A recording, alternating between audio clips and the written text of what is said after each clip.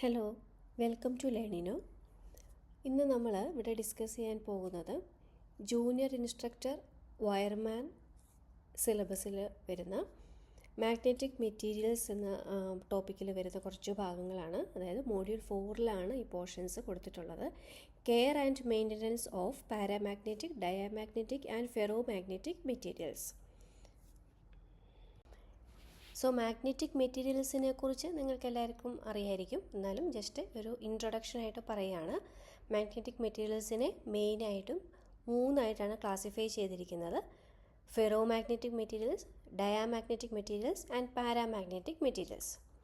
എന്താണ് ഇതിലെ ഓരോ മെറ്റീരിയലിൻ്റെയും പ്രോപ്പർട്ടീസ്? ഫെറോ മാഗ്നറ്റിക് മെറ്റീരിയൽസ് എന്ന് പറഞ്ഞു കഴിഞ്ഞാൽ they are strongly attracted by a magnet. Examples ആണ് അയൺ, നിക്കൽ, കൊബാൾട്ട് എക്സെട്ര. ഇനി പാരാമാഗ്നറ്റിക് സബ്സ്റ്റൻസസ് എന്ന് പറഞ്ഞാൽ എന്താണ്? They get slightly attracted by a magnet. Slight അട്രാക്ഷനാണ് പാരാമാഗ്നറ്റിക്കിന് ഉള്ളത്. Examples aluminium, manganese, platinum, air etcetera. ഇനി ഡയാമാഗ്നറ്റിക് സബ്സ്റ്റൻസസ് ആണെങ്കിലോ they are repelled by a magnet.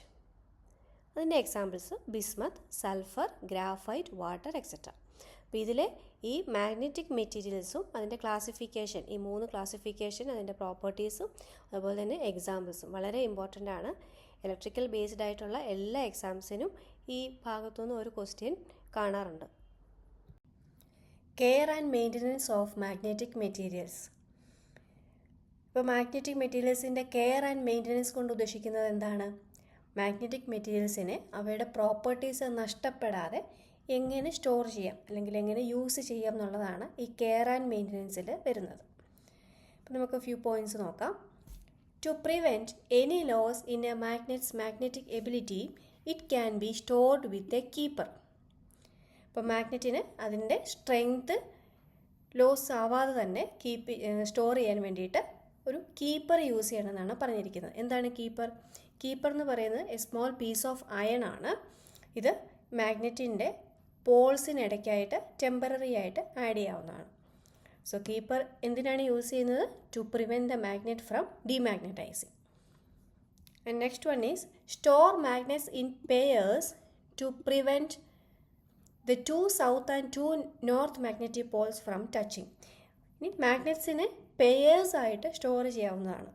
Pairs ആയിട്ട് വെക്കുമ്പോൾ ശ്രദ്ധിക്കേണ്ട കാര്യം അൺലൈക്ക് പോൾസ് ആയിരിക്കണം സെയിം സൈഡിൽ വരുന്നത്. അതെന്തുകൊണ്ടാണ്? Like Paul's always ripple each other. അപ്പോൾ ഒരേ സൈഡിൽ ലൈക്ക് പോൾസ് വന്നു കഴിഞ്ഞാൽ അത് റിപ്പൽ ചെയ്യും. സോ കണ്ടിന്യൂസ് ആയിട്ട് റിപ്പൽ ചെയ്തുകൊണ്ടിരുന്നു കഴിഞ്ഞാൽ മാഗ്നറ്റിൻ്റെ സ്ട്രെങ്ത്തിനെ അഫക്റ്റ് ചെയ്യാനുള്ള ചാൻസ് ഉണ്ട്. So store magnets in pairs with unlike Paul's on the same side.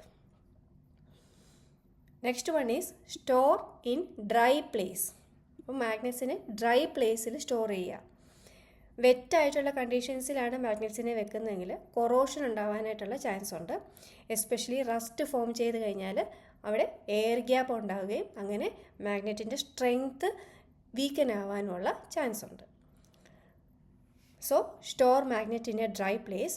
ഇനി മാഗ്നറ്റ്സിനെ നമുക്ക് wet എൻവയോൺമെൻറ്റിലാണ് use ചെയ്യേണ്ടതെങ്കിൽ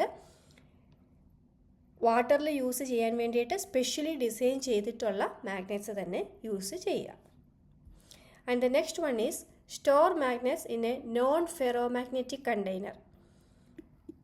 non ferromagnetic container, ഒന്നിൽ കൂടുതൽ മാഗ്നറ്റ്സ് ഉണ്ടെങ്കിൽ നോൺ ഫെറോമാഗ്നറ്റിക് കണ്ടെയ്നറിൽ സൂക്ഷിക്കാവുന്നതാണ്. എന്താണ് നോൺ ഫെറോമാഗ്നറ്റിക് കണ്ടെയ്നർ വരുന്നത്?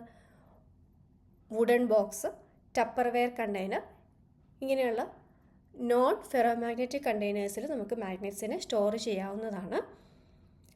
നോൺ ഫെറോമാഗ്നറ്റിക് കണ്ടെയ്നറിൽ വെക്കുമ്പോൾ മാഗ്നറ്റ്സ് അൺവാണ്ടഡ് മെറ്റൽ പീസസിനെ അട്രാക്റ്റ് ചെയ്യുന്നത് ഒഴിവാക്കാനായിട്ട് സാധിക്കും. മാഗ്നറ്റ്സിൻ്റെ സ്ട്രെങ്ത്തിനെ അഫക്റ്റ് ചെയ്യുന്ന 2 ഫാക്ടേഴ്സാണ് high temperature and high electric currents. High temperature മാഗ്നറ്റ്സിൻ്റെ ഫിസിക്കൽ പ്രോപ്പർട്ടിയും അതുപോലെ തന്നെ കെമിക്കൽ പ്രോപ്പർട്ടിയും അഫക്റ്റ് ചെയ്യാം. അതുകൊണ്ട് മാഗ്നറ്റിൻ്റെ സ്ട്രെങ്ത്തിനെ കുറയ്ക്കാനായിട്ടുള്ള ചാൻസ് ഉണ്ട്. So keep the magnet always away from high temperature. And next one is try and keep magnets separated from high electric currents.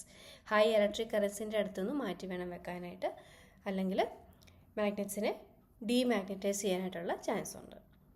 So keep magnets away from high temperature and high electric currents. ഇനി മാഗ്നറ്റിനെ കൊറോഷനിൽ നിന്നും protect ചെയ്യാനായിട്ട് മാഗ്നറ്റ്സിന് ഒരു coating അല്ലെങ്കിൽ casing കൊടുക്കാവുന്നതാണ്. Magnets can either have a coating or casing to protect them from corrosion. Generally used coating is rubber. Rubber coating എന്തെങ്കിലും cracks ഒക്കെ വീണ് കഴിഞ്ഞാൽ റീപ്ലേസ് ചെയ്യാനും വളരെ ഈസിയാണ്. So generally used coating for magnets is rubber. Magnetic മെറ്റീരിയൽസിൽ mainly magnetic മെറ്റീരിയൽസിൻ്റെ classification, അതിൻ്റെ പ്രോപ്പർട്ടീസ്, അതിൻ്റെ എക്സാമ്പിൾസ്, ഇവിടെ നിന്നൊക്കെയാണ് കൂടുതൽ ക്വസ്റ്റ്യൻസും വരാറ്. മാഗ്നറ്റിക് മെറ്റീരിയൽസിൻ്റെ കെയർ ആൻഡ് മെയിൻ്റനൻസിൽ നിന്ന് അങ്ങനെ അധികം ക്വസ്റ്റ്യൻസ് ഒന്നും കണ്ടിട്ടില്ല. Only affecting factors like temperature, അങ്ങനത്തെ ക്വസ്റ്റ്യൻസ് ഒക്കെ കണ്ടിട്ടുള്ളൂ. നമുക്ക് കുറച്ച് ക്വസ്റ്റ്യൻസ് ഒന്ന് ഡിസ്കസ് ചെയ്യാം. Question number 1, magnetic materials are the materials which option A always gets attracted towards a magnet, option B never get attracted towards a magnet, option C always move away from a magnet, option D none of the above.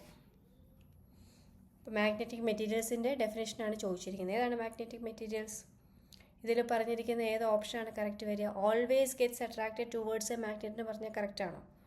അല്ല. Diamagnetic material എന്ന് പറഞ്ഞു കഴിഞ്ഞാൽ slight repulsion towards the magnet ആണ് അല്ലേ. Never get attracted towards a magnet correct അല്ല. Always move away from a മാഗ്നറ്റും correct അല്ല. നമ്മൾ 3 ടൈപ്പ് മാഗ്നറ്റിക് മെറ്റീരിയൽസ് പഠിക്കുന്നുണ്ട്. അതിൽ ഫെറോ മാഗ്നറ്റിക് മെറ്റീരിയൽസ് എന്ന് പറഞ്ഞാൽ strong attraction towards the magnet ആണ്.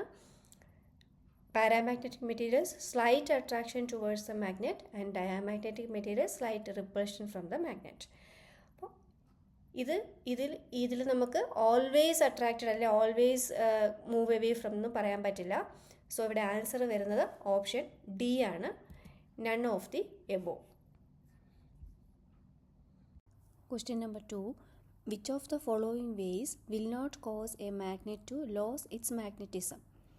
Options are option A, heating it strongly over a flame, option B, dropping it on the floor repeatedly, option C, coating it with a layer of oil, and option D, hitting it with a hammer repeatedly.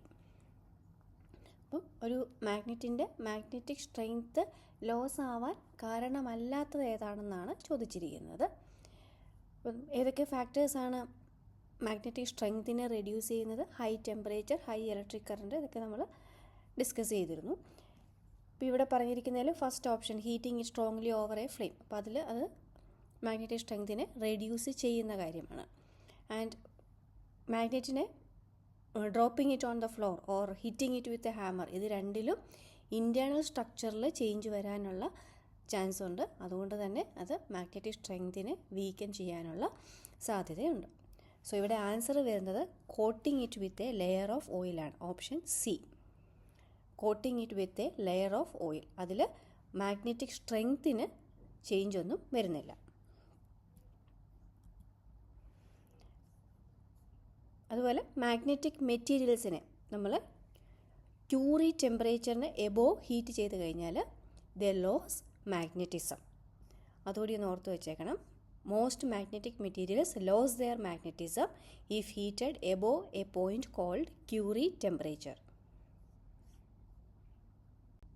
Question number 3, on heating a ferromagnetic substance above Curie temperature, options are option A, becomes paramagnetic, option B, becomes diamagnetic, option C, remains ferromagnetic with constant magnetic susceptibility, and option D, becomes electromagnetic.